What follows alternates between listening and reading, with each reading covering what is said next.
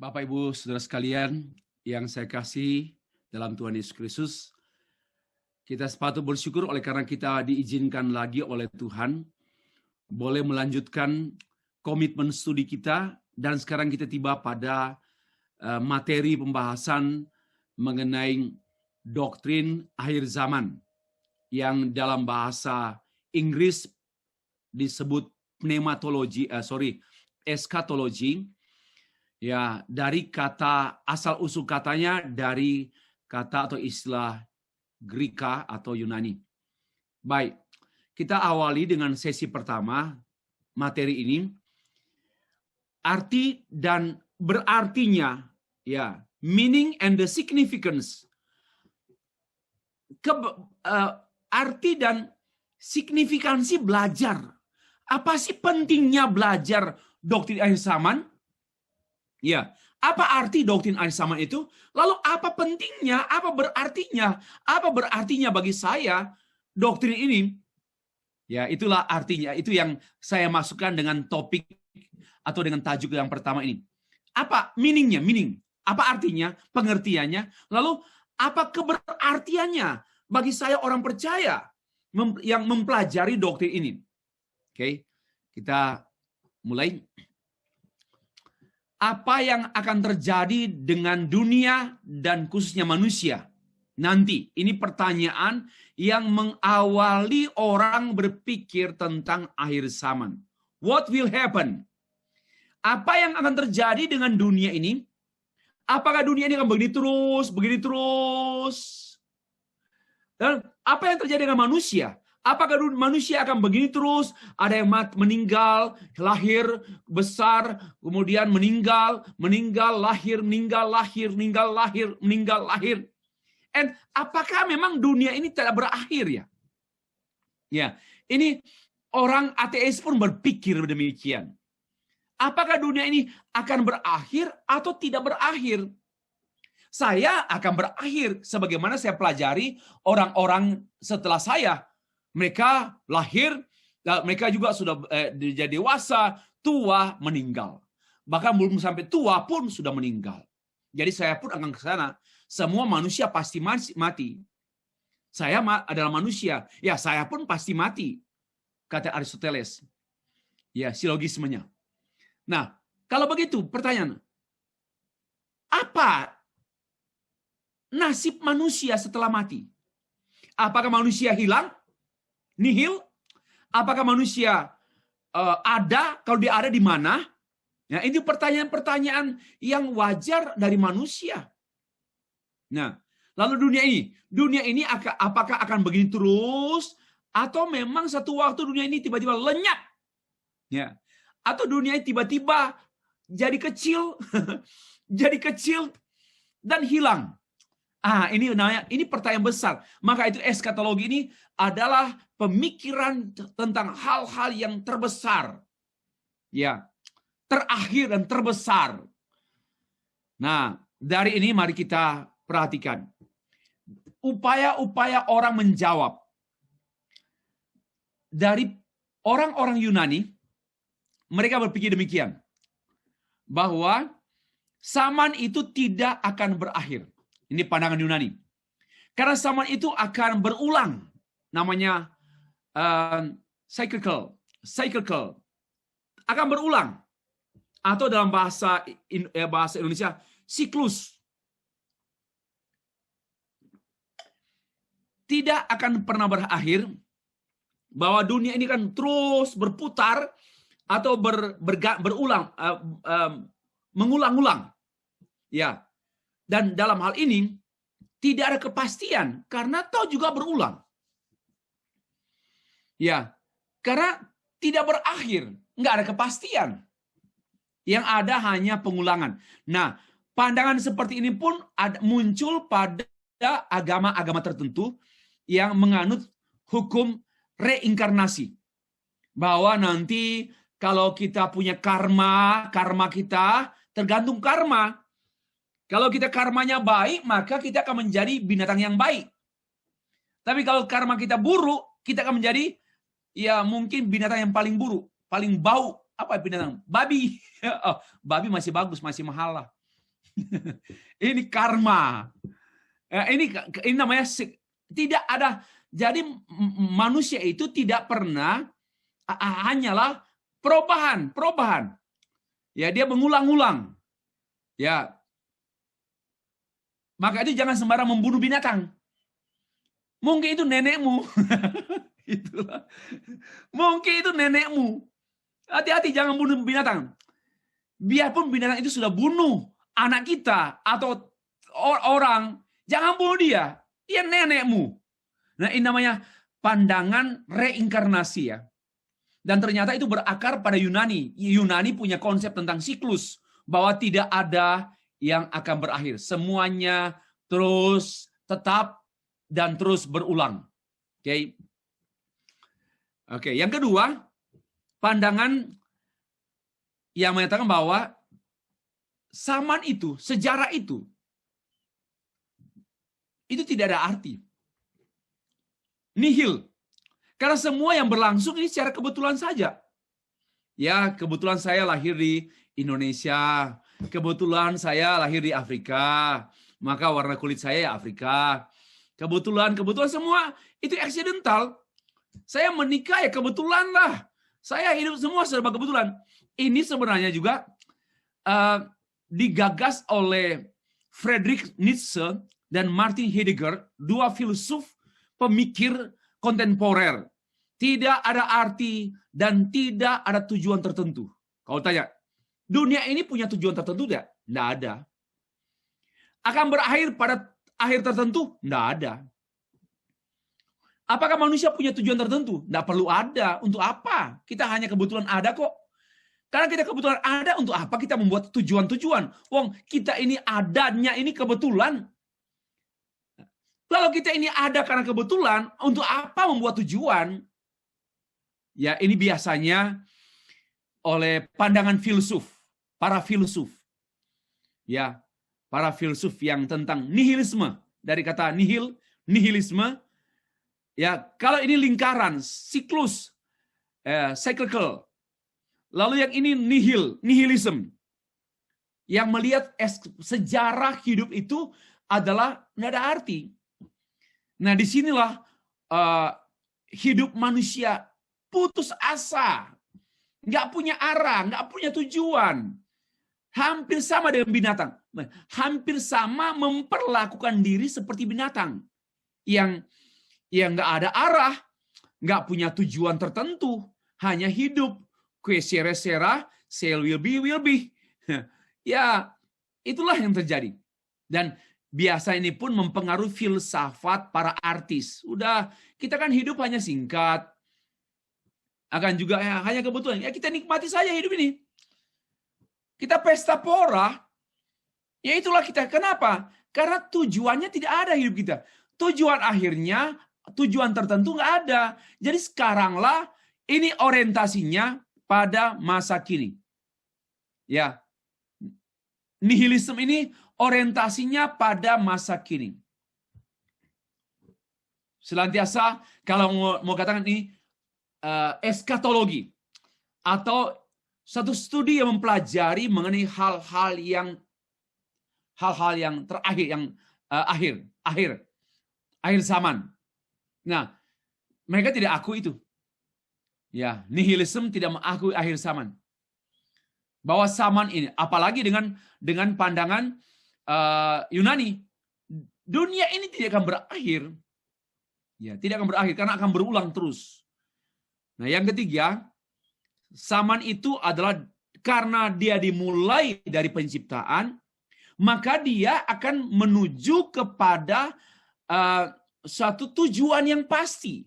Ada alfa, ada permulaan, ada akhir. Dan biasanya ini adalah pandangan dari agama-agama wahyu seperti Yahudi, Kristen, Islam. Ya, Yahudi, Kristen, Islam dia cenderung menganut pandangan yang ketiga ini, yaitu linier. Menuju kepada satu tujuan, hanya memang berbedanya ada tujuannya hanya kepada Allah, ada tujuannya kepada ke sorga, Kalau Yahudi kan kembali pada Allah. Kalau Kristen, ya sorga, neraka. Kalau Islam, ya tergantung juga timbangan. Kalau timbangannya beratnya amal, dia ke sorga. Ya kalau beratnya jahat, ya dia ke Kalimantan. Dia ke neraka. Nah itu pandangan mereka kan, Bapak Ibu. Jadi inilah gambaran secara menyeluruh dulu ya. Kita harus berpikir secara menyeluruh, baik agama manapun, manusia apapun, pada hakikatnya sebenarnya mereka berpikir tentang eskatologi, tentang nasib hidupnya. Ya, what will happen? Apa yang akan terjadi dengan dunia, dengan dirinya, dengan masa depan, dengan Pulau Sulawesi. Apakah Pulau Sulawesi bisa satu waktu akan tenggelam? Apakah Amerika bisa satu waktu akan hilang? Ya, mari kita berpikir, apakah Indonesia bisa satu waktu hilang? Ya, karena Indonesia ini termasuk negara yang sangat rawan dengan gempa bumi, adalah jalur baik jalur bencana alam lah, entah dengan di laut, ya gunung berapi. Kita ini hidup di atas malapetaka. Dan katanya dulu Kalimantan dan Jawa dulu satu, lalu tenggelamlah sebagian besar. Ya boleh jadi, dan memang kan sekarang kan Pulau Jawa kan makin kurang, Bapak. Ini betul, ini secara saintis betul. Coba lihatlah, banyak dulu perkebunan, sekarang pantai. Dulu kebun di Gresik dan sebagainya. Dulu daratan luas, sekarang daratan semakin kecil. Jadi memang secara alamiah memang dunia ini semakin ruangnya namanya daratan semakin sempit, semakin kecil. Belum lagi dengan mencairnya es di kutub utara karena lapisan ozon menipis sehingga matahari semakin direct langsung menyinari, sehingga suhu dunia ini semakin panas dan tingkat pencairan es di kutub utara tinggi, dan akhirnya volume air meningkat, dan banyak pulau yang sudah mulai tenggelam karena jumlah air yang banyak. Nah ini memang betul secara saintis. Ya kita jangan bilang oh enggak, itu secara saintis. Jakarta, informasi yang saya terima sudah 35 cm turun. Jadi turun, artinya permukaan laut naik. Permukaan laut naik dan daratnya turun. Ya mau tenggelam lah. Seperti itu. Jadi harus berpikir eskatologis. Karena eskatologi itu tidak hanya berkenaan dengan kita dengan Tuhan, tapi kita dengan alam semesta juga. Bapak Ibu, tetapi begini, bagaimanapun yang ketiga itu linear, itu pandangan kita akrab dengan di sini baik Islam, Yahudi, Kristen, bahwa segala sesuatu yang diciptakan pasti berakhir. Dan akhir itu berakhir pada pencipta, berakhir pada pemikiran, pada rancangan dan kehendak pencipta. Maka ada tujuan akhir, ada tujuan tertentu. Nah, dalam hal ini sejarah adalah pewujudan rencana Allah. Sejarah itu pewujudan rencana Allah. God's planning and history itu to be a story sebagai satu pewujudan penggenapan dari ide Allah. Ya, rencana Allah terwujud dalam sejarah. Dan ini merupakan rencana yang agung. Dan Allah adalah Tuhan atas sejarah. Kenapa? Dia yang merancang segala sesuatu ada, mulai beroperasi sampai kapan berakhir. So, destiny dari dunia ini itu ada di tangan Tuhan. Sebagaimana destiny dari dunia ini berawal pada kehendak Tuhan, maka dia pasti berakhir pada kehendak Tuhan. So, Tuhan adalah Tuhan, Allah adalah Tuhan atas sejarah. Ya. Nah, dan Kristus adalah pusat dan arti sejarah. Ya, Kristus, Bapak Ibu, silakanlah. Ya, dunia ini banyak sejarah. Apakah sejarah peradaban, sejarah ekonomi, sejarah science and technology, sejarah apa saja banyak. Tapi semua sejarah itu sifatnya sementara. Ada satu sejarah yang tidak berakhir, yaitu sejarah Kristus.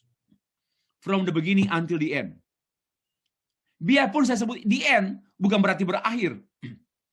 Ya, melainkan beralih. Ya, bukan berakhir, tapi beralih. Kristus, sejarah apapun, termasuk Bapak Ibu, sejarah hidup saya menjadi berarti kalau Kristus. Manusia hidupnya tidak berarti. Sejarah hidupnya kasihan sekali. Biarpun dia kaya, biarpun dia hebat, biarpun dia pemimpin bangsa, biarpun dia orang pandai, tapi kalau pusat sejarah tidak ada dalam dirinya, dia tidak punya arti sejarah hidup. Mari Bapak Ibu, kita bersejarah dengan Tuhan. Dan semua sejarah hidup kita bukan sejarah kita, sejarah Tuhan. Ya, dia sebagai pelaku sejarah. Jangan kita berpikir kita menjadi pelaku sejarah. Ya, kita hanya dimasukkan dalam sejarah Tuhan. Dan sejarah Tuhan itu berpusat pada Kristus. Dan kalau orang sejarahnya itu berpusat pada Kristus, maka sejarah itu berarti. Ya. Yang terakhir, semua sejarah bergerak menuju kepada akhir tertentu. Dan akhir tentu dan tertentu. Akhir yang tentu dan tertentu. Apa artinya? Akhir yang tentu ini akhir yang pasti. Ya, saya pasti meninggal. Ya. Ini namanya sejarah pribadi saya. Dunia ini pun pasti berakhir. Dan tentu berakhir pada saat tertentu. Nah, mari berpikir eskatologi. Ini eskatologi. Bagi saya, orang bijak kalau berpikir eskatologi. Ya. Mau jadi wise, to be wise man, wise woman, ya kita harus belajar eskatologi. Karena dengan belajar eskatologi, kita menjadi orang yang bijaksana. Ya, termasuk melihat, bukan saya. Ya, ide-ide gereja itu adalah sejarah Tuhan. Ya, sejarah Tuhan. Dan Kristus adalah pusat sejarah gereja. Sama juga, Stefri itu sejarah Tuhan. Bukan sejarah Stefri. Kalau sejarah hanya sejarah saya, oh saya manusia paling malang. Ya, paling menyedihkan kalau saya membuat sejarah bagi diri saya sendiri. No. Hidup saya haruslah sejarah Tuhan yang berlaku. Kehendak Tuhan yang berlaku, maksud Tuhan yang berlaku, dan tujuan Tuhan juga yang tercapai. Bukan tujuan Stefri. Nah, ini penting ya untuk kita renungkan mengenai nilai hidup dalam kaitan dengan sejarah. Nah, ini semua topik bahasan eskatologi secara general, secara umum. Sekarang kita melangkah kepada tadi eskatologi yang sifatnya umum, filsafat, bangsa-bangsa. Sekarang eskatologi agama-agama. Eskatologi pada umumnya orang berbicara mengenai eskatologi selalu dihubungkan dengan hal-hal yang belum terjadi. Ya, eskatologi berpikir, oh nanti digenapi pada masa akan datang, nanti. Yang akan datang atau peristiwa-peristiwa yang akan datang. Ya, nanti ada peristiwa dan tempat yang menyenangkan atau peristiwa dan tempat yang mengerikan, menakutkan. Kapan? Nanti. Sekarang belum sekarang. Nah, ini yang bagi saya tidak bijaksana. Kita tidak boleh berpikir bahwa eskatologi itu nanti. Sebenarnya eskatologi itu adalah kemarin, hari ini, dan besok. Nah, saya harap Bapak Ibu tolong ingat ini kebenaran, Karena kita akan bertemu dengan orang yang senantiasa memutlakkan hari esok. Akhirnya hidupnya nanti saja. Ya, dia tidak menghargai masa lalunya dan dia tidak menjalani hidup secara bertanggung jawab di masa kini. Dia hanya tunggu saja, nanti saja. Ya, ini pun tidak bijaksana. Berpikir eskatologi tentang hidup yang berorientasi kepada kekekalan semata. Kepada keakanan, the future saja, bagi saya tidak sesuai Alkitab. Karena Alkitab berbicara mengenai hidup manusia, yaitu hidup masa lalu kita berasal dari Allah, hidup masa kini kita bersama Allah, dan hidup masa datang kita kembali kepada Allah. Itu bijaksana. Jangan hanya the future orientation, futuristic orientation. Ya, jangan juga presentis orientation. Ya, hari ini, harinya Tuhan, betul. Hari ini. Ya, tidak memikirkan tentang the future. Ya, kita harus melihat kebenaran Allah itu dalam semua dimensi waktu. Yesterday, today, and tomorrow. Yesterday, ya, kita berpikir mengenai apa? Pengalaman dengan Tuhan. Today itu kita bergaul dengan Tuhan. Besok, tomorrow itu kita pasti ada kepastian dengan Tuhan. Nah, ini yang perlu kita mengerti mengenai eskatologi ya. Nah, hampir semua agama memiliki ajaran tentang eskatologi. Ya, eskatologi Hindu, semua orang mengalami sorga dan neraka tergantung karma. Saya sudah sebut tadi. Tergantung karma. Ya, karmanya bagus, dia akan jadi binatang yang bagus, mungkin jadi domba. Karmanya buruk, jadi buaya. Atau karmanya buruk, jadi ular. Yang paling parah, jadi ulat. Atau karma yang paling buruk, jadi lalat. Lebih baik jadi nyamuk. Kalau lalat, nggak ada obat. Kalau nyamuk ada obat nyamuk. Nah, kalau Buddha yang jahat akan bereinkarnasi yang buruk, tadi sudah ya. Ambil banyak kesamaan. Dan yang baik berinkarnasi yang baik. Islam, hadirat ada bahwa bicara mengenai sorga itu atau akhir dunia ini adalah berbicara mengenai akhirat. Ya, maka itu mereka akhirat. Itu menyangkut dua kata, jannah dan jahanam. Maka itu neraka jahanam. Jadi antara jannah dan jahanam.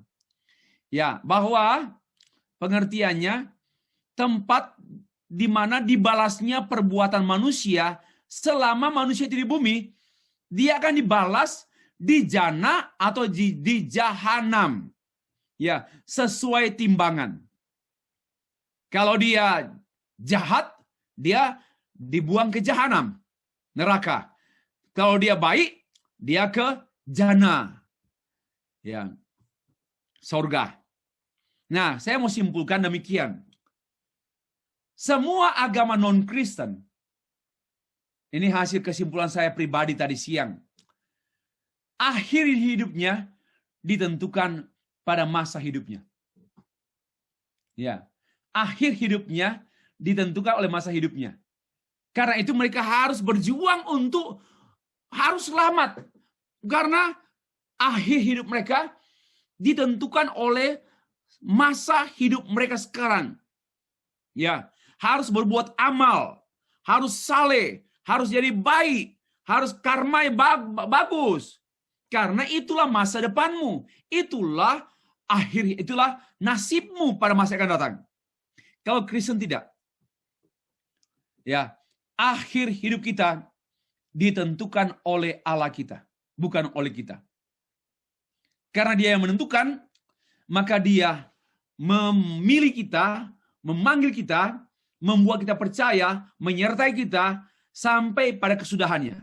Apa peran kita? Tidak ada, hanya beriman dan taat dan setia.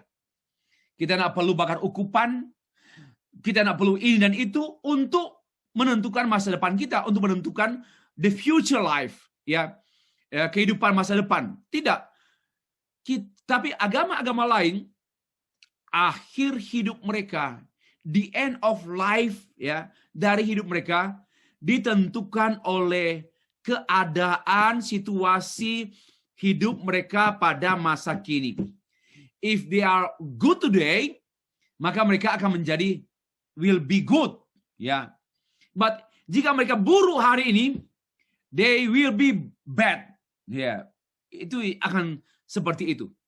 Nah, mari kita lebih lanjut membahas tentang akhir zaman para ilmuwan. Nah, tadi saya sudah membahas akhir zaman secara filosofis, lalu akhir zaman secara agama-agama, ini secara singkat ya.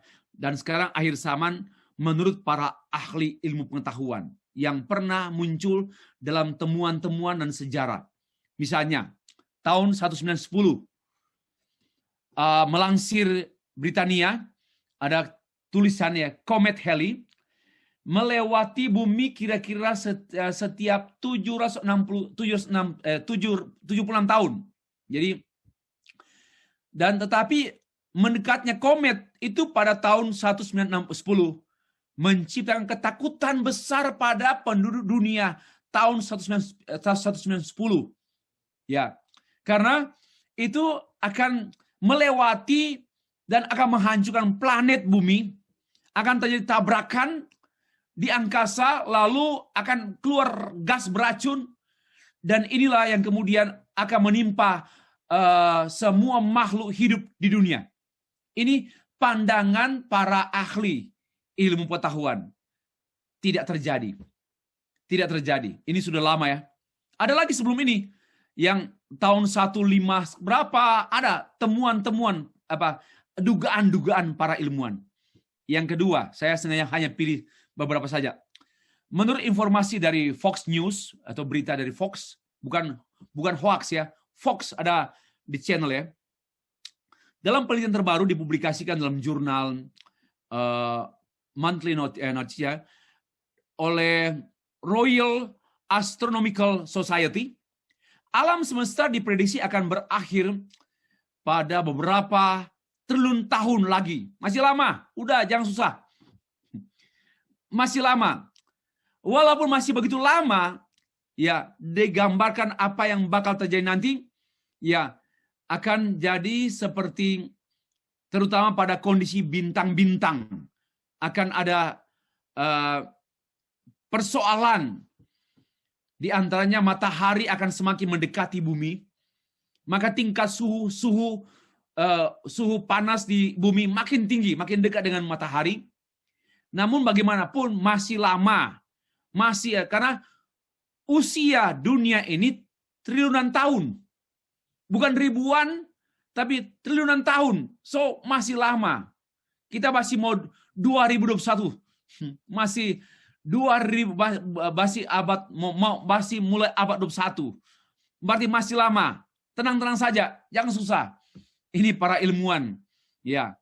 Yang terakhir, saya mengutip dari Wall Street Journal, ilmuwan berkeyakinan bahwa 90%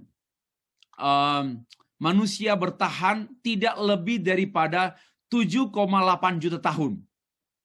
Setidaknya masih ada sekitar 5.100 tahun yang tersisa sampai sekarang. Jadi jika kita menambah data tentang populasi dunia, ya maka mengenai angka kelahiran, maka hari kiamat akan datang sekali lagi, dan keyakinan 95% paling lama 18.000 tahun lagi. Jadi dihitung-hitung berarti pada waktu hitungan itu ya sekitar tahun 2031 dunia ini kiamat. Ini perhitungan para ilmuwan. Ya, mereka juga mengukur usia bumi, mengukur gejala-gejala alam dan kecenderungan pola-pola yang terjadi dalam alam semesta, membentuk pola yang sering berulang. Ya, lalu mereka membaca bahwa tahun 2031 itulah kiamat. Tapi kiamatnya dalam pengertian mereka ya, bumi ini berakhir. Ini akhir zaman menurut para ilmuwan. Ya. Sekarang Kristen. Akhir zaman menurut Kristen. Arti eskatologi menurut Kristen.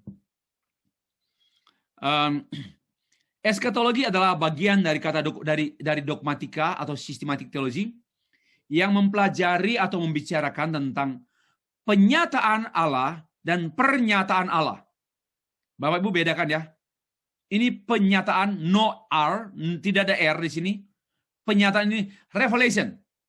Ya, penyataan itu sama dengan revelation. Pernyataan sama dengan statement. Jadi kita harus berteologi ya, termasuk bereskatologi, harus sejauh yang Allah nyatakan, Allah bukakan, Allah singkapkan, dan Allah nyatakan, katakan pernyataan. Tentang apa? Tentang akhir zaman. Kata eskatologi dari kata eskatos dan juga eskata, ya, yang berarti hal-hal terakhir. Hal-hal terakhir. Itulah arti eskata atau eskaton. Eskatos ini orang, ya, tunggal. Yang berarti hal-hal terakhir, dan logos yang berarti firman atau perkataan atau pengajaran. Sehingga eskatologi artinya ajaran atau doktrin akhir zaman. Doktrin akhir zaman yaitu mengenai last days. Nah, ingat perhatikan ada S, ini ada last days yang saya terjemahkan hari-hari terakhir, dan last day without S, hari terakhir. Itu kita harus mengerti eskatologi dalam pengertian ini. Hari-hari terakhir kapan? Sekarang. Lalu hari terakhir kapan? Tak seorang pun yang tahu. Nah, itulah artinya. Hari-hari terakhir kapan? Ya, sejak kemarin. Sejak kemarin, hari ini namanya last days. Tetapi, when Jesus come again, second coming, we don't know. Itu namanya last day. Last day. Bukan last days. Kalau last days, itulah hari-hari terakhir. Dan hari-hari terakhir itu kapan waktunya? Ya, bagi saya banyak pandangan ya. Tapi bagi saya, sejak gereja berdiri di dunia sampai sekarang dikenal dengan sebutan hari-hari terakhir. Why? Nah, kalau hanya kita mengatakan bahwa hari-hari terakhir itu ya Pak Stefri sekitar abad 19 dan abad 20. Nah, keliru. Berarti arti eskatologi hari-hari terakhir tidak dialami oleh orang Kristen abad 1, abad 2, abad 3, abad 4, abad 7, abad 8, abad 19, abad yang ke-15. Enggak. Nah, keliru. Maka itu hari-hari terakhir itu panjang. Panjangnya tapi tidak tentu. We don't know hari terakhir. Karena yang nanti menutup hari itu last day. You see? Ya. Coba ya. Saya mau ambil analogi ya.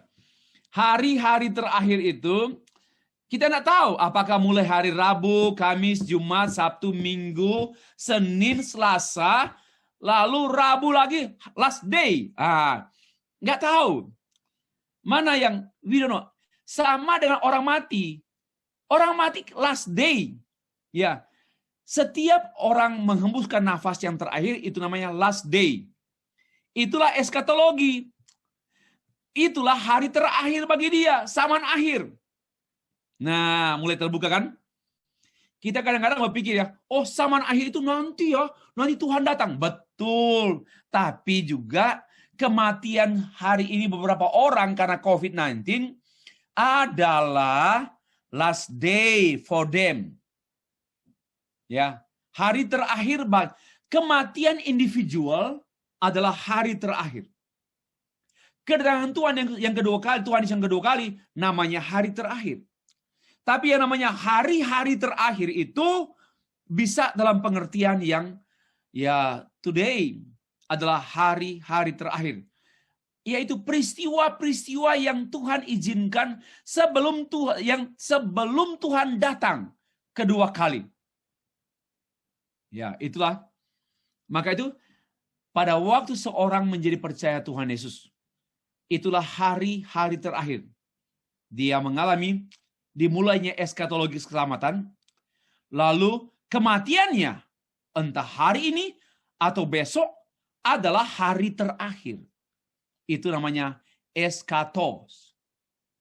Ya, lanjut ya. Kerajaan Allah dalam perjanjian baru, Tuhan ini menyatakan berkali-kali begini. Ya, istilah Kingdom of God dalam perjanjian baru.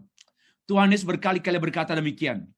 Kerajaan Allah sudah datang, kerajaan Allah sedang datang, dan kerajaan Allah akan datang. Ini berulang-ulang dalam Injil. Matius, Markus, Lukas. Matius, Markus, Lukas.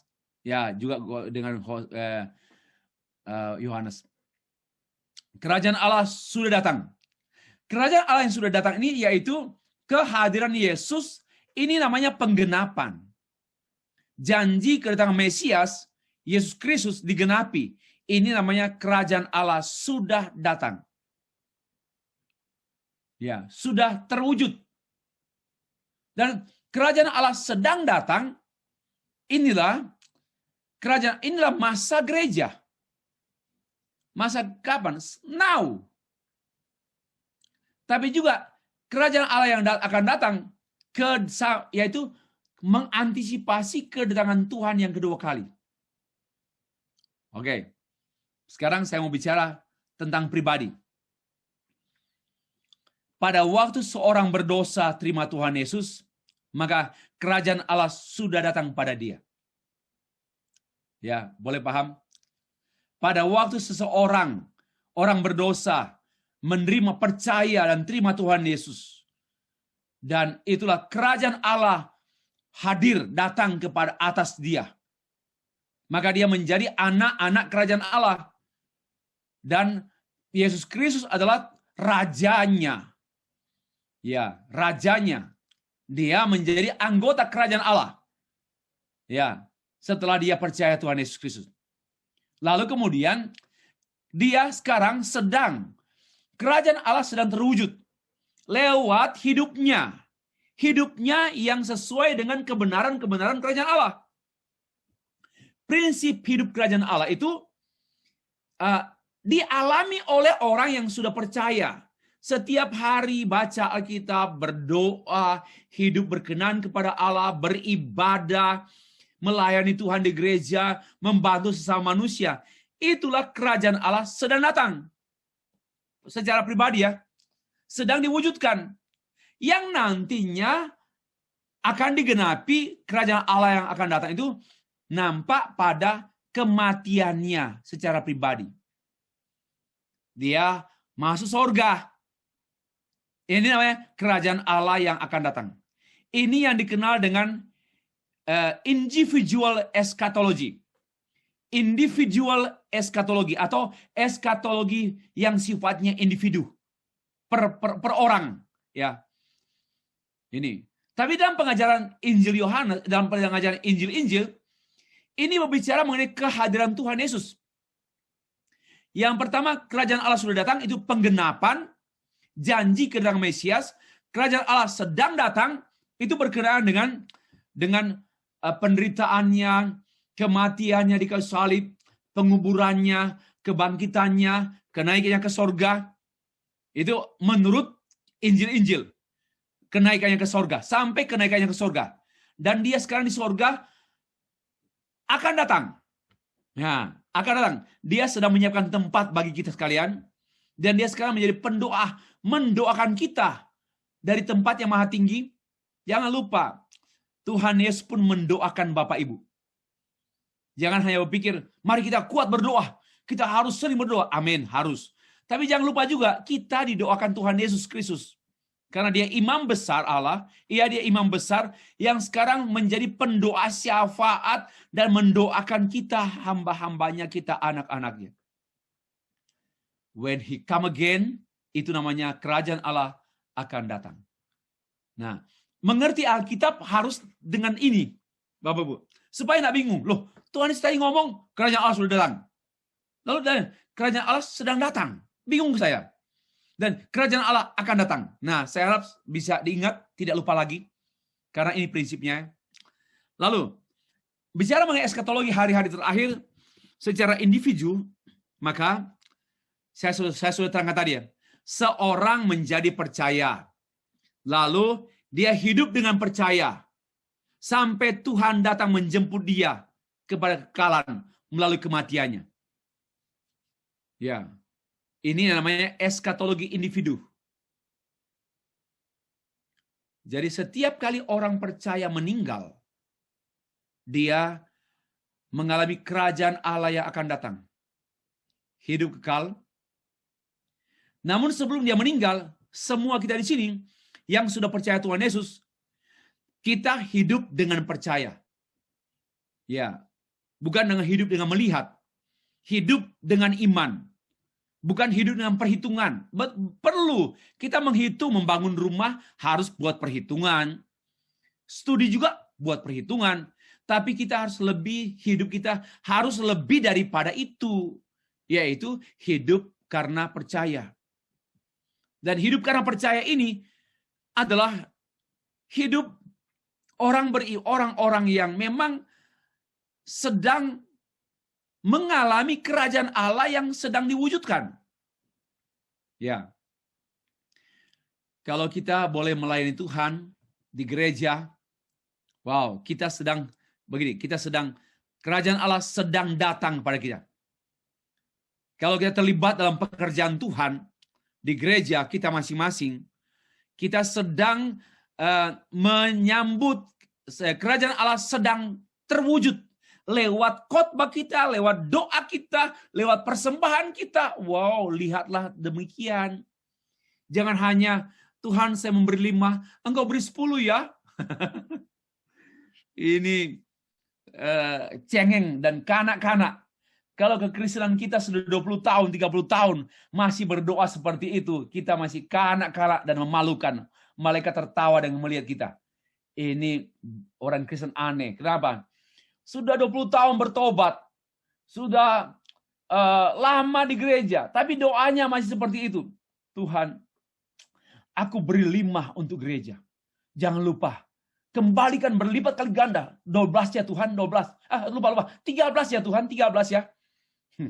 Kalau begitu kita hitung-hitungan. Mari kita pikir lebih dari itu. Kalau saya bisa memberikan persembahan kepada Tuhan di gereja, ini kerajaan Allah datang kepadamu. Kerajaan Allah sedang diwujudkan oleh persembahan hidupmu. Inilah berpikir dalam. Bukan hanya hitung-hitungan dengan Tuhan. Ya. Kalau Bapak Ibu terlibat, oke, banyak jabaran, banyak kesulitan, banyak masalah. Siapa bilang kami pendeta tidak ada masalah? Kami juga banyak masalah. Tapi masalah-masalah itu tidak boleh mengganggu pelayanan kita kepada Tuhan Yesus. Itu hak pribadi kita dengan Tuhan. Ya.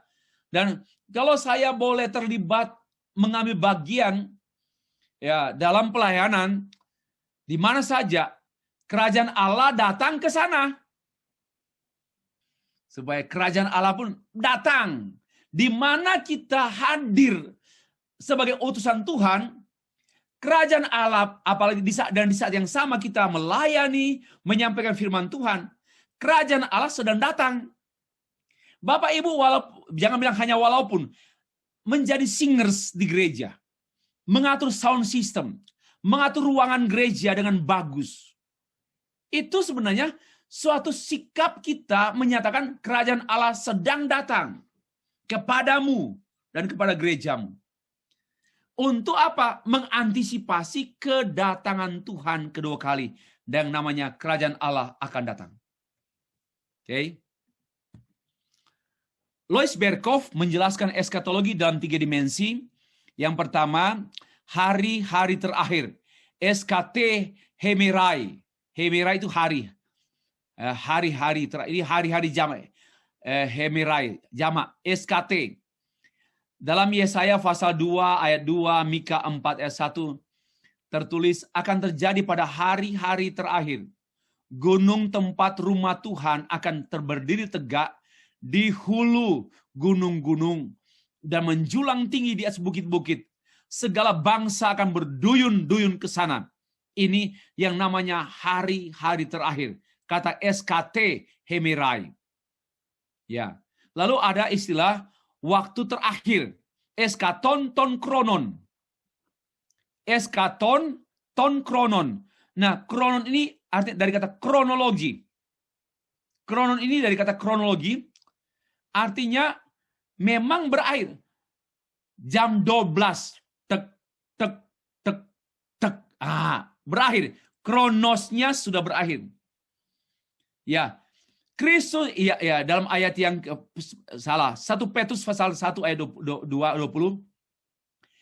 Ia, yaitu Kristus telah dipilih sebelum dunia dijadikan, tetapi karena kamu baru menyatakan dirinya pada akhir zaman.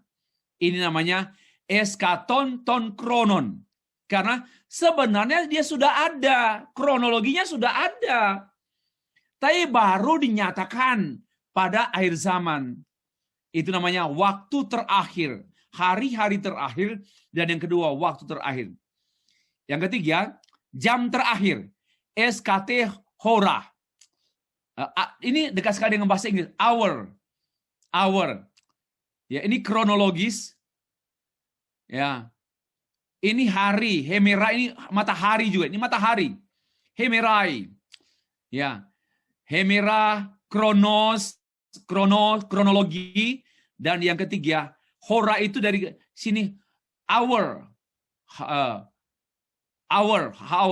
jam terakhir. Anak-anakku, waktu ini adalah waktu yang terakhir. Dan seperti yang telah kamu dengar, seorang antikristus akan datang. Sekarang telah bangkit banyak antikristus. Itulah tandanya bahwa waktu ini benar-benar waktu terakhir. Jam terakhir, itu final. Ya, itu sudah itu jam terakhir. Itulah penggunaan istilah yang ditemukan oleh Berkov mengenai eskatologi. Kita lanjut. Akhir zaman. Akhir zaman atau hari-hari terakhir, last days atau last day. Ya, akhir zaman itu dua pengertian. Last days dan last day. Oke. Kejadian-kejadian sudah digenapi, kejadian-kejadian sedang digenapi, kejadian-kejadian yang akan digenapi. Atau kita lanjut lagi. Sudah terjadi namanya fulfillment, belum terjadi namanya consummation. Ini bahasa-bahasa yang ada dalam Alkitab. Atau Tuhan Yesus datang pertama kali, namanya inkarnasi, itu namanya sudah digenapi, sudah terjadi, dan belum datang namanya parousia. Parousia artinya kedatangan Tuhan kedua kali. Yang ketiga, orang Kristen sudah lahir baru, beriman, hidup kudus, tapi belumlah sempurna. Ya, itulah yang namanya sudah lahir baru, sudah diselamatkan, tapi belum sempurna. Semua kita adalah orang-orang yang telah diselamatkan. Ya, semua kita adalah yang namanya kejadian-kejadian yang sudah digenapi. Ini eskaton, hari-hari terakhir, last days and last day. Ya, Tuhan Yesus sudah datang dan akan datang. Orang Kristen sudah lahir baru, sudah percaya, beriman, hidup kudus, tapi belum sempurna. Siapa di antara kita yang sudah sempurna? Belum. Walaupun kita sudah terima Roh Kudus. Walaupun kita orang yang baik, orang yang setia, orang yang konsisten dengan Alkitab, tetapi kita belum sempurna. Kita sedang menunggu penyempurnaan. Ya, oke. Itu eskatologi. Hari-hari terakhir belum datang, segera datang, pasti datang. Nah, ini saya sengaja menampilkan istilah seperti ini untuk kita membentuk cara berpikir. Yes, belum datang. Tapi ya segera. Kapan-kapan? Masih lama. Itu orang yang tidak bijaksana. Dia belum datang. Tapi jangan tunda, segera dia. Jangan dulu, jangan kalian malas. Ya, karena begini. Tuhan ditunggu-tunggu belum datang. Ya, maka hidup seenaknya, hidup berfoya-foya, hidup dalam dosa karena Tuhan belum datang. Itu bukan pikiran Alkitabiah. Lalu Tuhan harus berpikir, yes, Tuhan belum datang, tapi segera datang. Immediately, soon, as soon as. Sesegera mungkin tuh, segera. Ya. Dan pasti. Nah, marilah kita melihat dan percaya kepada Tuhan kita dalam pengertian begini. Yes, Lord, Engkau belum datang. Tapi Engkau segera datang. Saya tidak boleh menunda-nunda pelayanan. Saya tidak boleh berpikir, nanti tunggu tua, baru saya melayani Tuhan. Nanti tunggu saya kaya, baru saya melayani Tuhan. Nanti setelah saya kurang pekerjaan, saya baru melayani Tuhan. Itu cara pikir perhitungan duniawi. Tuhan tidak minta 20 jam hidupmu. Kalau engkau sibuk dengan usaha, pekerjaan, Tuhan mengerti. Dia tidak minta jam-jam kantor kita untuk dia, bukan. Ya, tapi dia minta 1 jam, 2 jam yang berkualiti. Yang kita persembahkan dalam jam-jam doa, jam-jam ibadah kita. Itulah yang namanya orang yang berkata segera datang. Kenapa? Dia segera datang, Bapak Ibu. Masa segera datang kita santai, happy ya, happy ye. Nggak bisa, dia segera datang, nggak bisa tunda-tunda. Dia segera datang. Memang belum datang, tapi segera datang. Jangan ditunda-tunda lagi. Nah, mari kita giat, mari kita hidup dalam kekudusan, mari kita giat dalam pemberitaan Injil, mari kita giat di gereja. Kenapa? Dia segera datang. Pasti datang. Ya, jadi kita tidak menunggu dengan sia-sia, pasti datang. Itulah last day dan last days. Nah, menunggu itu lama. Lalu orang mulai tanya, apa tandanya Tuhan? Engkau pasti datang kan? Betul. Amin. But apa tandanya? Sebagaimana yang tertulis dalam Matius pasal 24 ayat 3. Katakanlah pada kami, bila manakah itu terjadi, apakah tanda kedatanganmu dan kesudahan dunia? Ya. Jadi Tuhan tahu keperluan kita. Dia tahu si Stefri, dia tahu Bapak Ibu. Pasti mereka tanya, mana tandanya? Sebelum manusia tanya, dia sudah terangkan. Ini kan firman Tuhan Yesus. Ya, katakanlah pada kami bila manakah. Ini kan firman yang ditulis oleh Matius. Nah, ini pertanyaan menjadi firman, pertanyaan murid-murid. Bila manakah? Tapi kan ini firman Tuhan. Walaupun pertanyaan murid-murid, tapi kan ini firman Tuhan. Bila manakah tanda kedatangan, bila manakah itu akan terjadi? Apakah apakah tanda kedatanganmu dan tanda kesudahan dunia? Apa tandanya? Nah, ini adalah firman Tuhan. Lalu dijawab oleh Tuhan. Ya, ada 3 tanda. 1, tanda-tanda yang menyatakan kasih karunia Allah. Ada tanda-tanda yang menyatakan penolakan terhadap kasih karunia Allah, dan ada tanda-tanda yang menyatakan penghakiman Allah. Ya, ada 3 tanda ini. Mari kita mulai pada tanda pertama. Ya, 1, tanda yang menyatakan kasih karunia Allah. Apa itu? Akan ada pemberitaan Injil kepada semua bangsa. Matius 24 ayat yang ke-14. Injil ini diberitakan dulu sampai ke semua bangsa, baru tibalah kesudahan alam. Tibalah kesudahannya, Lalu banyak orang salah mengerti. Ini, ayo kita menginjili supaya Tuhan datang cepat. Keliru itu, keliru. Ayo kita menginjili supaya Tuhan segera datang. Keliru.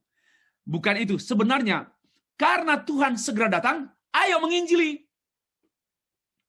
Mana yang benar, Bapak Ibu? Coba mari kita berpikir sehat. Mana yang benar? Mari kita menginjili, cepat-cepat menginjili dengan semangat supaya Tuhan datang. Atau karena Tuhan segera datang dan pasti datang. Segera datang dan pasti datang. Ayo semangat menginjili. Mana yang benar? Yang pertama atau yang kedua?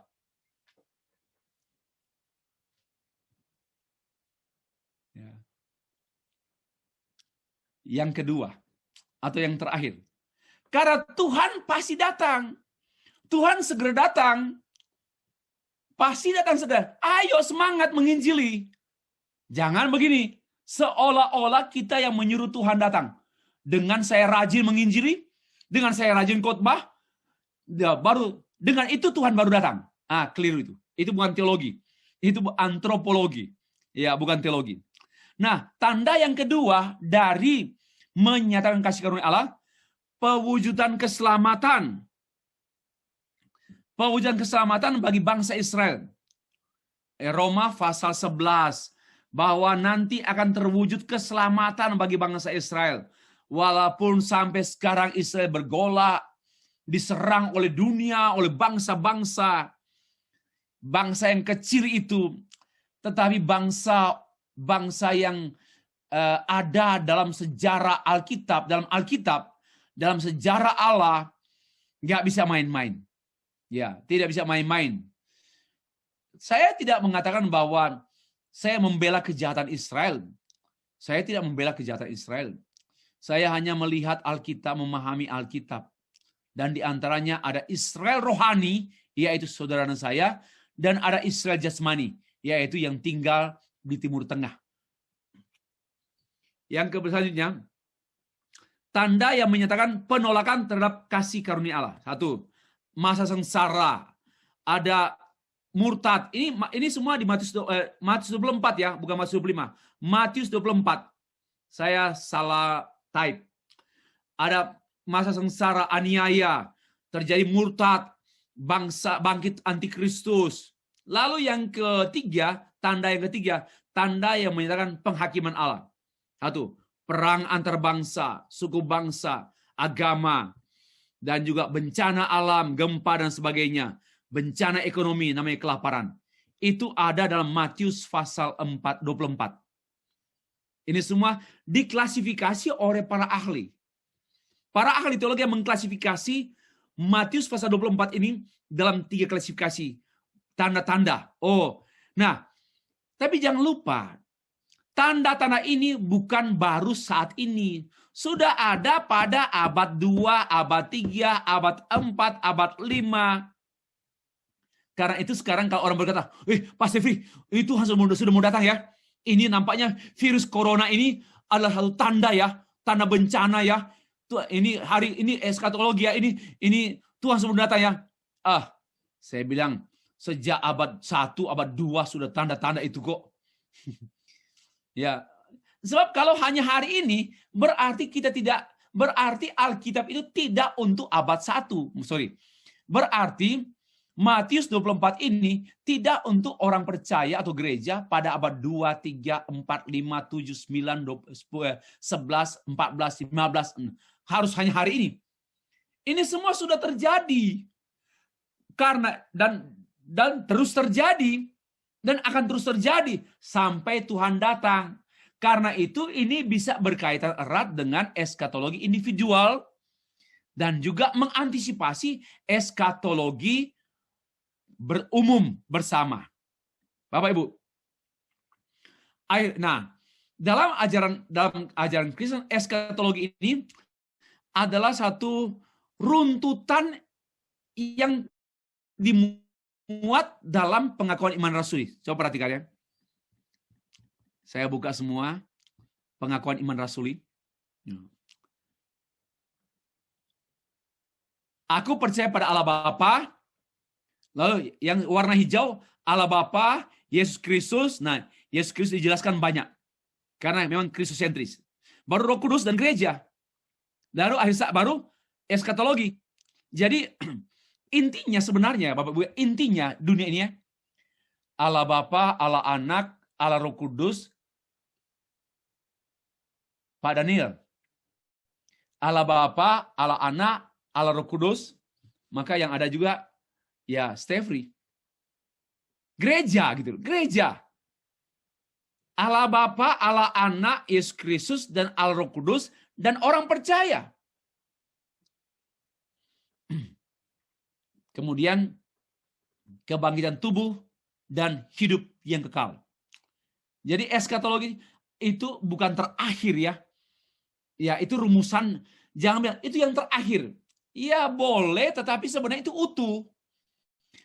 Tidak ada yang nomor 1, nomor 2, nomor 3, nomor 4. Tapi ini seutuhnya. Percaya Yesus Kristus ini, Yesus Kristus artinya percaya kebangkitan tubuh. Percaya Roh Kudus artinya percaya hidup kekal. Percaya Allah Bapa artinya percaya Roh Kudus. Percaya Yesus Kristus artinya percaya Roh Kudus. Percaya Roh Kudus adalah percaya gereja. Nah, inilah inti iman kita di situ, yaitu kepada Allah Tritunggal.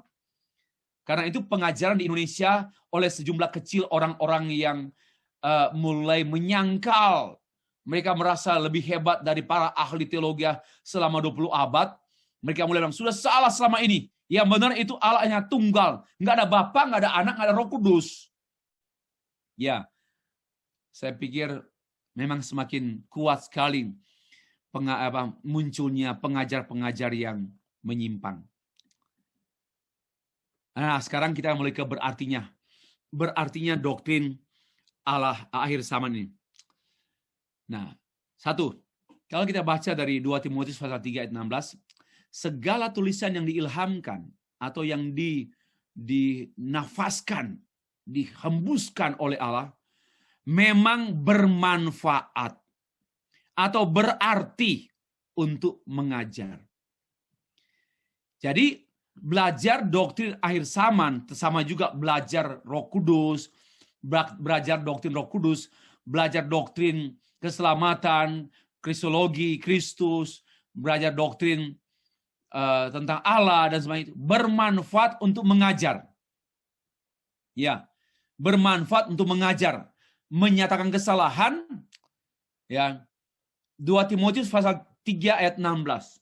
Jadi kita belajar ini sangat penting. Karena itu manfaatnya mengajar. Mengajar tidak hanya dalam pengertian seperti doa Dr. Render tadi, beroleh pengetahuan. Tapi juga beroleh kedalaman hati Tuhan. Ya, beroleh kedalaman kebenaran. Mengajar itu bukan hanya kita menghasilkan pengetahuan, tapi sampai pada pengalaman. Bapak Ibu, tidak ada pengalaman dengan Tuhan tanpa pengajaran. One more time. Pengalaman tanpa pengajaran itu penyesatan. Pengalaman kebenaran kita itu harus dibangun dan diawali oleh pengajaran yang sehat. Ajaran yang sehat menghasilkan cara hidup sehat. Karena itu, doktrin eskatologi yang sehat, doktrinnya sehat, maka cara hidup jemaat sehat. Kalau doktrinnya sumbang, maka cara hidup jemaat pun sumbang. Kalau doktrin eskatologi yang dimiliki, yang dipegang oleh gereja, oleh orang-orang percaya, adalah doktrin eskatologi atau doktrin akhir zaman yang tidak alkitabiah, yang bisanya sudah berpikirlah bahwa Tuhan belum datang sekarang, akan datang nanti kok belum. Akhirnya sekarang hidup seenaknya. Ya, etikanya nampak pada hidup seenaknya. Ya, eskatologi siklus. Masih ada hari esok kok. Masih ada minggu depan, tenang saja. Ya, kita tunda dulu ke gereja lah. Minggu ini kita tunda gereja. Masih ada minggu depan. Ini duniawi betul cara berpikir. Karena nggak berpikir kerajaan Allah sudah datang. Ya, belum datang. Tapi segera datang dan pasti datang. Orang berpikir seperti ini, tidak akan mungkin mengatakan, tunda dululah, nanti aja. Ini namanya Etikanya buruk karena eskatologinya buruk. Yang kedua, hidup bijaksana. Karena itu berjaga-jagalah sebab kamu tidak tahu hari mana Tuhanmu datang. Ya, kita harus waspada. Doktrin akhir zaman ini sangat penting dipelajari untuk membuat kita menjadi orang Kristen yang tidak gampangan, tetapi orang Kristen yang kritikal, karena dia berjaga-jaga. Tidak sembarang dibawa terbang oleh angin-angin pengajaran. Ikut sana, ikut sini, ikut sana, akhirnya hancur. Ikut sana, ikut sini. Harus kembali ke gereja kita. Ya, boleh saja Bapak Ibu mendengar ada hamba Tuhan dari Singapura, dari Amerika. Khotbahnya hebat-hebat. Lalu kita terpukau dan terbawa oleh dia. Ya, ini juga yang saya bilang, saya nggak mau jadi pastor, saya tidak mau jadi pendeta, Dr. Render, karena kurang dihargai jemaat. Kenapa? Jemaat suka menghargai pendeta-pendeta hebat yang diundang-undang itu, yang di-invite. Karena mereka nggak tahu kelakuannya pendeta yang diundang, mungkin punya 2 istri. Ya, mungkin kelakuannya juga buruknya bukan kita tidak tahu kan. Tapi kita kan bau keringat saya, bau apa semua saya, jemaat tahu saya. Maka saya susah jadi pastor sidang. Harus panggilan khusus lah. Ini, mari kita berjaga-jaga. Jadi eskatologi itu membuat kita berjaga-jaga, waspada.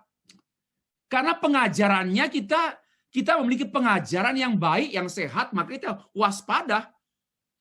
Tapi kalau kita tidak punya pengajaran, mau waspada apa Bapak Ibu? Ayo jawab saya. Bapak Ibu mau jadi waspada kalau nggak ikut pelajaran? Waspada apa kita? Ya nggak bisa waspada. Karena waspada kita karena kita mempunyai ajaran. Kita punya pegangan, punya pengajaran, punya dogma. Ya, perumpamaan mengenai hamba yang setia dan jahat. Berbahagialah berbahagialah yang didapati hamba yang didapati tuannya melakukan tugas itu ketika tuannya itu datang. Berbahagialah. Kenapa? Waspada. Ketika tuannya datang, dia tetap kencang rohani.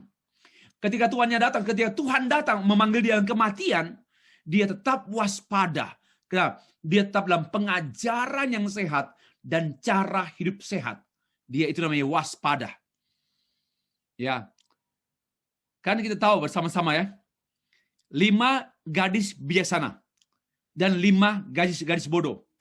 Yang gadis bijaksana, mereka menyiapkan minyak. Tidak memberitahukan kapan pengantin akan datang. Kapan datang? Nggak tahu. Di malam hari kapan kita harus siap minyak. Ya.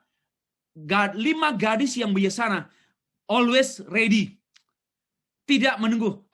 Masih lama. Belum datang. Enggak, mereka bilang, ini segera loh, segera. So, kita must be prepare fuel, minyak dalam lentera kita. Harus siap. Jangan tidur juga, harus siap. Pada waktu pengantin datang, mereka menyambutnya. Yang 5 enggak siap. Enggak waspada, ditinggalkan. Ya, sama juga dengan perumpamaan 5 talenta. Ada seorang yang terima 5 talenta, 2 talenta, 1 talenta. Lalu tuannya pergi. Lama sekali, nggak tahu kapan pulang. Yang terima 1 talenta, disembunyikannya lah talenta tersebut. Digali lubang, disembunyikan. Bukan punya dia. Harusnya dikembalikan dong. Itu tidak bijaksana. Yang terima 5 talenta menjalankan, segera menjalankan, ini segera kata. Segera menjalankan, ini namanya kata eskatologi. Lalu dia berolahraga 5 talenta sehingga dia menjadi 10 talenta. Dan yang terima 2 talenta pun dia menjalankannya mendapat 4 talenta. Inilah perumpamaan tentang bagaimana orang berjaga-jaga. Apa artinya? Tanggung jawab yang Tuhan berikan jangan lalai. Kesempatan spesial yang Tuhan berikan jangan abaikan. Tidak ada kesempatan kedua. Kenapa? Karena tidak berulang. Ya. Di mata Tuhan secara teologis tidak ada kesempatan kedua. Only one opportunity. Satu peluang yang tak terulang. Kalau bikin, nanti sajalah. Itu namanya Yunani. Itu namanya Hindu-Buddha. Kalau Kristen tidak ada penundaan. Kalau Kristen ya namanya, yes, right now. Memang belum datang. Tapi segera loh. Segera dan pasti. Berpikir ini memang belum datang. Tapi segera dan pasti datang. Ini akan menolong kita berpikir sehat dan hidup sehat. Bapak Ibu. Lalu manfaat atau berarti doktrin yang ketiga, berartinya doktrin akhir zaman ini. Jagalah dirimu supaya hatimu jangan syarat oleh pesta pora, kemabukan serta kepentingan duniawi, dan supaya hati Tuhan jangan dengan tiba-tiba jatuh, bukan hati ya, hari Tuhan jangan tiba-tiba jatuh ke atas dirimu seperti suatu jerat. Hati-hati. Kita harus hidup layak, hidup kudus. Karena kita tidak tahu kapan Tuhan datang. Ya, kematian kita tidak tahu kapan. Biarpun kita mungkin mau bunuh diri, ada orang bunuh diri tidak mati-mati juga. Karena memang waktunya belum tiba. Bapak Ibu. Jadi, pentingnya mempelajari doktrin akhir zaman ini membuat kita menjadi pribadi yang berjaga-jaga. Kita menjadi pribadi yang sadar, siap menyambut Tuhan, bukan dalam keadaan telanjang. Siap menyambut Tuhan bukan dalam keadaan tanpa minyak. Siap menyambut Tuhan bukan dalam keadaan malas. Tapi siap. Pada waktu yang tiba, kita dijumpainya sedang menyambut, sedang menunggu Dia.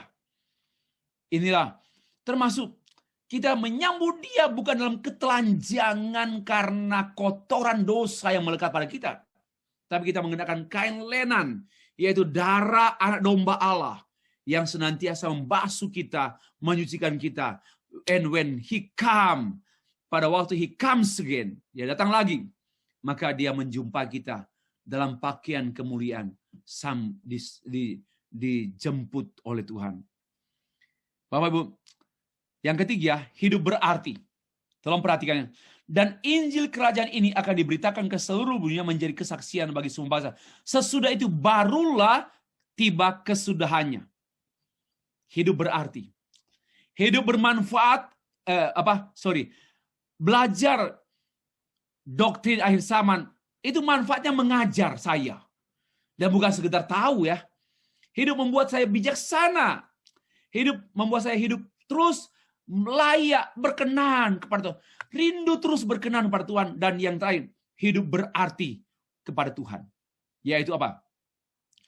Hidup menjadi pemberita Injil. Walaupun bukan pendeta. Walaupun bukan majelis gereja. Tapi saya bersaksi. Saya menyaksikan Injil di mana saja. Dan kepada siapa saja yang Tuhan bukakan. Orang-orang yang Tuhan pertemukan dengan saya. Tanpa saya harus berjelilah mencari. Tapi Tuhan pertemukan. Dan saya proclaim the gospel. Itulah hidup berarti dalam bingkai eskatologi. Masih ada 2 slide. Yang ke-6. Nah, kalau begitu sikap gereja pada eskatologi itulah sedihnya sekali ya. Ada 3 sikap ekstrim.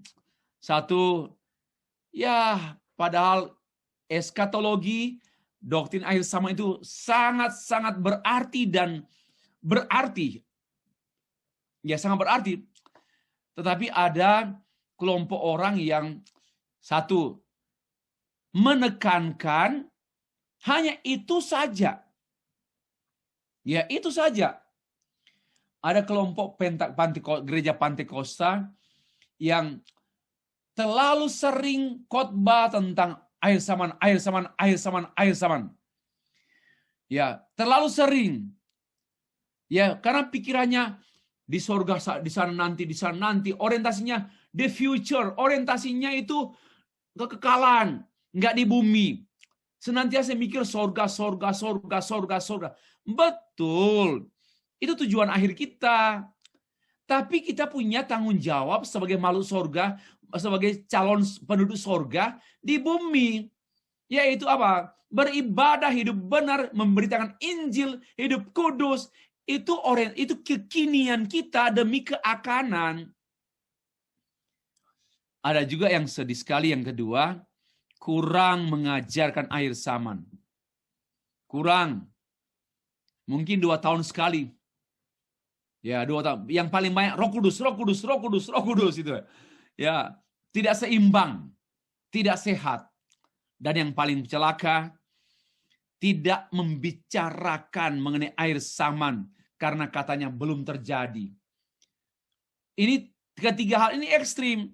Sebenarnya harus seutuhnya. Alkitab mengajarkan tentang Allah, Allah Bapa, Allah Anak, Allah Roh Kudus, keselamatan, pembenaran, pengudusan, providensi Allah, dan harus semua secara utuh. Jangan menekankan salah satu dan jangan mengabaikan yang lain. Nah, ini namanya kritik ya, dan termasuk masukan. Akhirnya Bapak Ibu, sikap seutuhnya terhadap akhir zaman, sikap seutuhnya.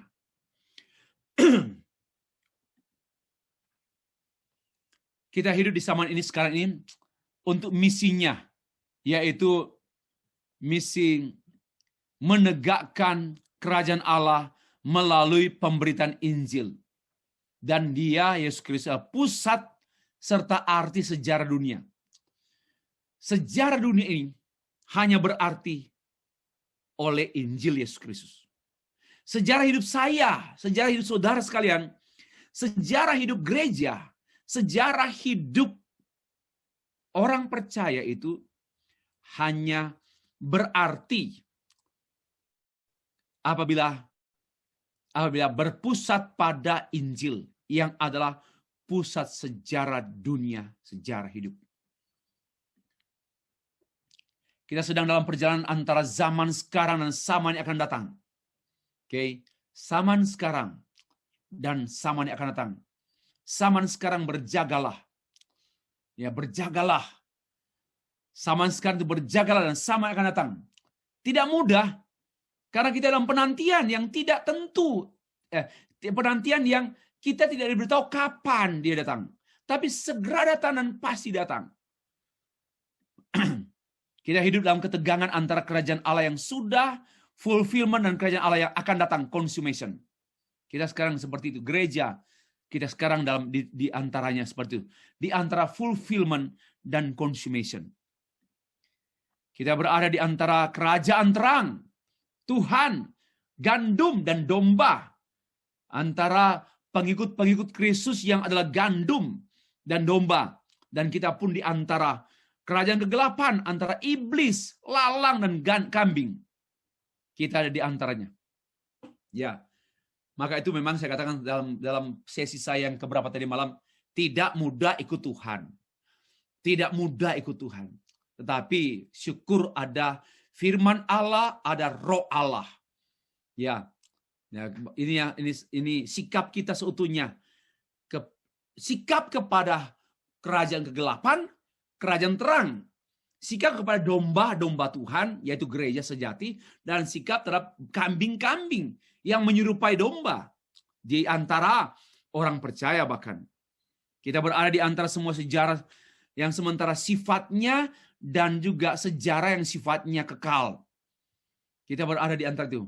Kita mau berorientasi pada sejarah semasa kini atau sejarah kekal.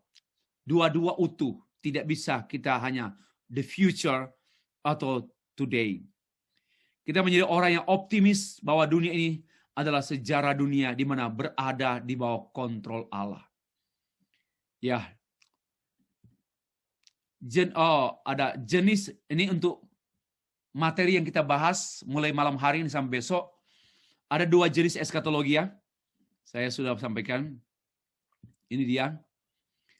Eskatologi individu, yaitu kematian jasmani setiap orang atau semua orang.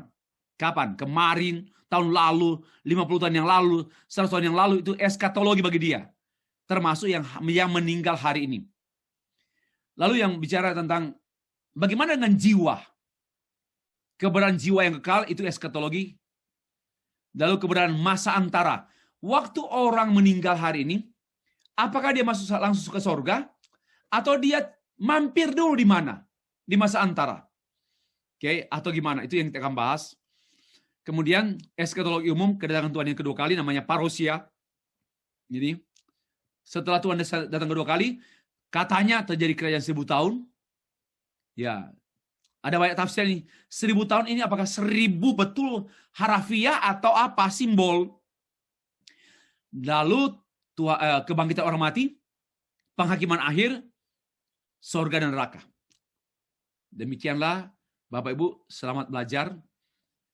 Tuhan memberkati kita sekalian untuk melanjutkan pemikiran-pemikiran ini, yang perenungan-perenungan kebenaran eskatologis ini. Saya kembalikan.